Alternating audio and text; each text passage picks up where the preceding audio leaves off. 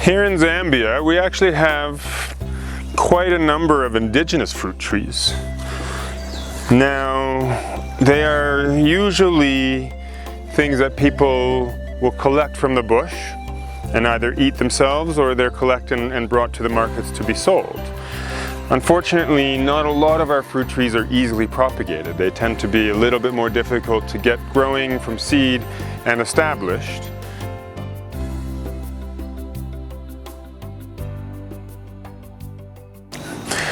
One of the fruits we have here is this Strychnos spinosa, sometimes called the elephant orange or the monkey orange.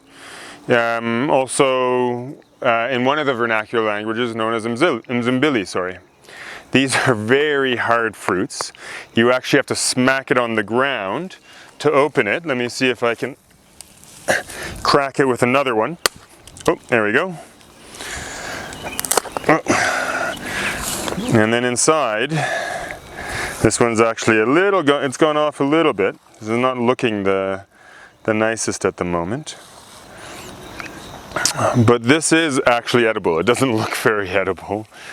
It is edible. It is not the nicest species of Strychnos that we have here in Zambia. That is a different species altogether called Strychnos cocculoides, which has a very sweet, almost fruity, fruit punchy kind of taste to it. Similarly with these hard fruits, effectively. These are effectively kind of difficult to grow. There's many seeds inside here, but trying to get them to germinate and then to establish has usually provided a bit too much of a challenge in most cases. And that seems to be the case with a lot of our indigenous fruits, unfortunately. They're plentiful in the bush, but difficult to cultivate in more of an orchard setting in the homes, effectively. Now, I've been very lucky in terms of, on our plot, we left as many of the indigenous fruit trees as possible, and that's why we still have them growing on the property. And these are a fantastic resource for a lot of our wildlife, mainly the pouched rat that we have here in Zambia.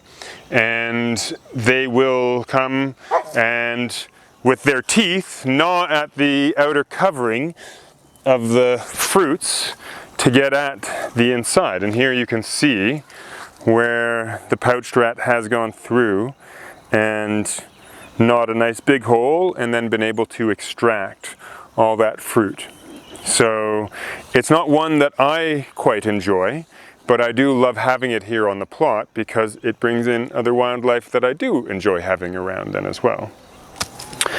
Then we also have actually another fruit tree right in front of me. I should say fruit shrub, because this is Grewia pachycalyx. It has lovely white flowers. They'll be coming out shortly, but then it produces these lobed, four-lobed fruits usually.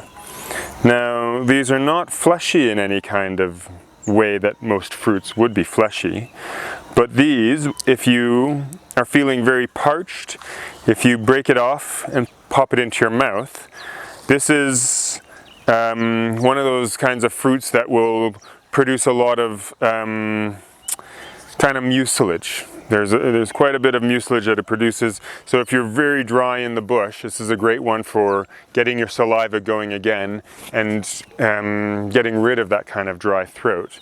It is sweet, but it's not exactly juicy in any kind of regard.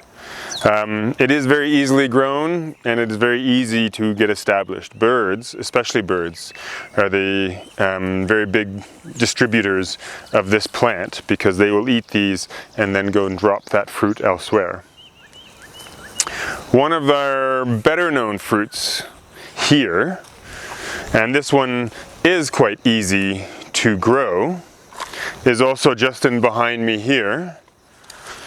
This is obviously the baobab, and baobabs are well known across continental Africa and different species into Madagascar. And these ones do produce a edible fruit as well, although not one that again is very, it's not juicy. This one has a much kind of mealier pulp to it. Again, a very tough outer shell that needs to be cracked, if I can do it. Getting there.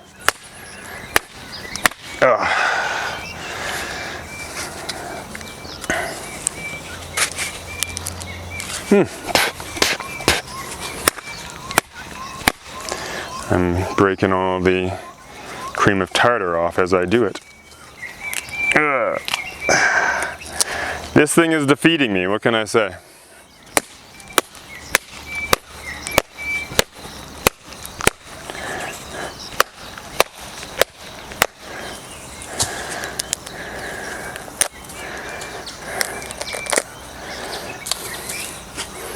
So the baobab has these fairly dry fruits with what's colloquially known as cream of tartar around them.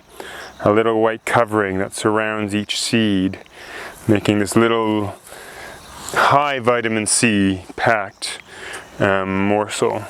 So I don't really eat these fresh. I'm not a fan of that really sour taste that they usually have.